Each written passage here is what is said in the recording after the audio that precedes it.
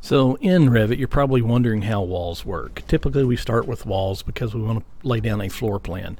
And walls are typically the first thing that you go to. There is a separate tool for walls. There's a wall tool. And you click on the wall tool, and it takes you into the actual wall.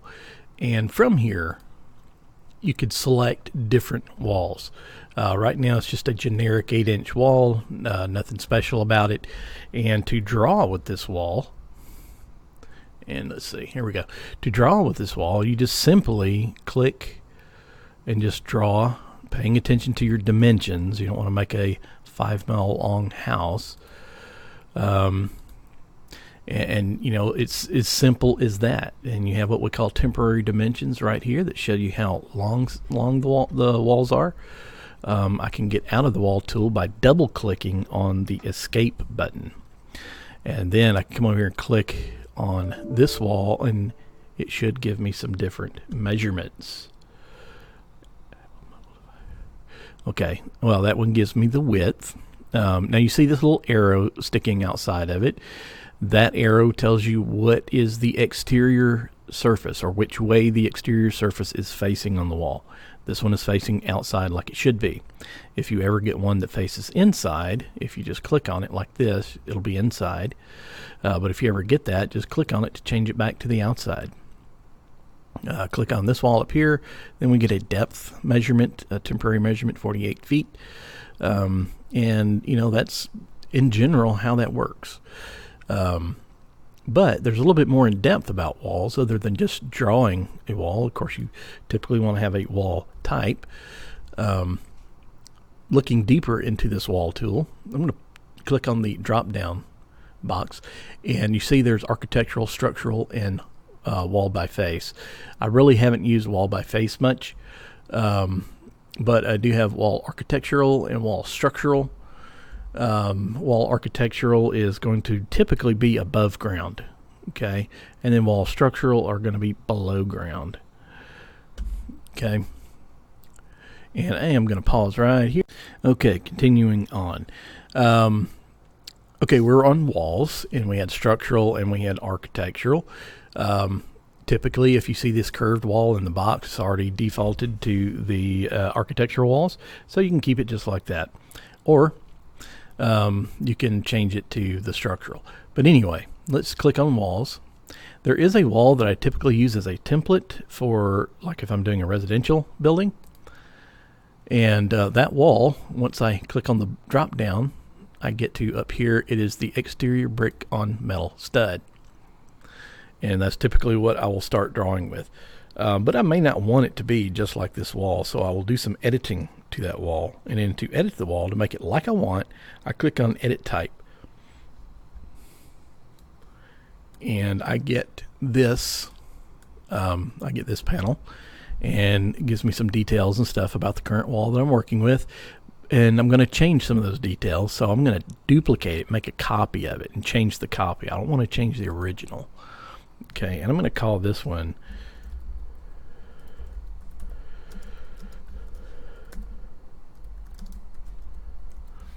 clapboard on timber stud. Click OK. So now I'm actually in that particular wall. Okay, to change it, I'm going to go to this structure line right here, the structure row, and in the value column I'm going to click on edit, and that's going to give me all the components for this wall. Now if you look carefully, it says exterior side up top, and down below it says interior side. Okay, so the exterior side, that is starting from the exterior. You've got brick, you got a thermal layer, membrane layer, substrate, so forth and so on. Okay, so some of those things we're going to change. Like I said, I wanted some clapboard on my house. I don't want brick. Okay, so I'm going to go to where it says material and brick common. I'm going to click on that little square right out to the side. It's got 3 ellipses in it. And once you activate a box like that, it'll show that little button. So I click there. I'm going to change this, and I can either create a new material down here, which I'll show you how to do that later. I won't show you that quite yet. But I'm just going to scan for, let's say, some sort of default default wall. Okay. and we're going to play around with that wall a little bit. Okay, so this default wall, this is basically editing that exterior finish, and I am going to change the color. I can change the color right here. Just click, and you get a whole color palette. You can change whatever color you want.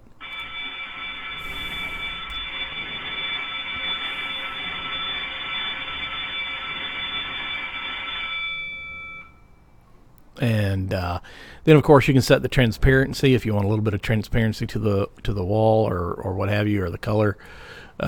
Foreground here, that's the only thing I'm going to change is the foreground. I'm going to find something that kind of replicates a clapboard, horizontal clapboard type of siding, and I click OK.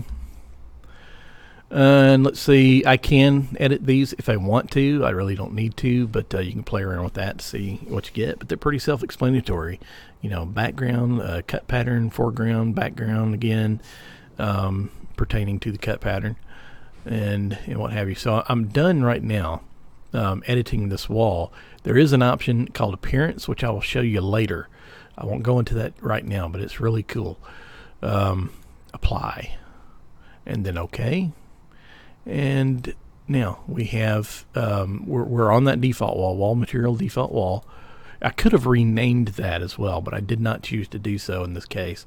I am going to change the thickness to 1/1/2 inch, because that particular finish is not 3 or more inches wide. Thermal air layer, because I'm using a wood finish, I don't need the thermal air layer, so I'm going to highlight that row by clicking on the number 2, and then I'm going to click delete. Membrane layer, that's a good layer. I'm actually going to change that to a vapor retarder and click OK. Line number 3 is the substrate, which is your sheathing. It's plywood sheathing, and we're going to leave it just like it is because we want that material. The core boundary, that's the frame of the wall. That's the structure. That's what holds the whole thing up. And that's why it's labeled under function as structure. And it currently is metal stud, but I'm going to change that. I'm going to go down to softwood lumber. Okay, and of course we know softwood lumber is not typically 6 inches wide. They have a nominal width and then an actual width that they go with. In this case, I want to use a 2x4, nominal 2 inches by 4 inches, but actual is not that. Actual is 1.5 by 3.5. So thinking of a framed wall and in which measurement that I actually need, I need that one. Oops, that one space. No, I don't. I need the 3 space 1/2 inch. Okay, so I'll change that thickness to 3.5 inches. Membrane layer on the inside, that's up to you. If you need a membrane layer on the inside of your home, I'm going to delete mine. Finish, which is your gypsum wallboard or your drywall, they call it. And that is currently set at 1/2 inch. I'm going to keep that, and that's perfectly fine. Now I'm going to click the OK button down below. All right, and click OK again, and you'll notice how it changed over here, how my little image changed, and that lets me know I'm working on that wall. So here again, I go just like I was before and just start drawing walls. Now, of course, these are exterior walls. We have interior walls available too. You don't have to do much changing to them. On interior walls, again, I'm going to click on the architectural. Click on this drop down. I'm going to find the interior 4 7/8 partition. Okay, now right now these do have metal studs in them, so I'm going to click on edit type. I'm going to duplicate, and I'm going to keep the name the same, and I'm going to call it timber stud.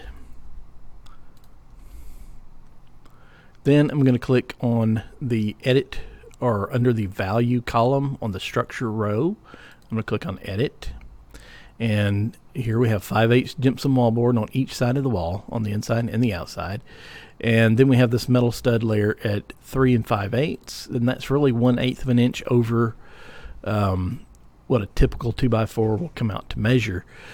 So I'm not going to really worry about that much. I'm going to choose softwood lumber, click OK. I'm going to leave the measurement just like it is, 3 5/8. There's no sense. Sometimes 2x4s come out to 3 5/8 instead of 3 1/2. And it just depends on the weather and where they were milled at and everything else. So I'll leave that alone, and I click OK. And so now I have a proper interior wall, or the wall that I want to use. They're both proper. And then I can start laying out interior walls and just kind of start throwing some walls down, thinking about the sizes of rooms that you want, thinking about the sizes that they must be. I typically start mine out with some sort of grid like this, and then I adjust it from there, cutting away walls, moving walls, curving walls, doing everything else you can imagine to those walls. Well, maybe not everything, but anyhow, that's the gist of doing interior walls.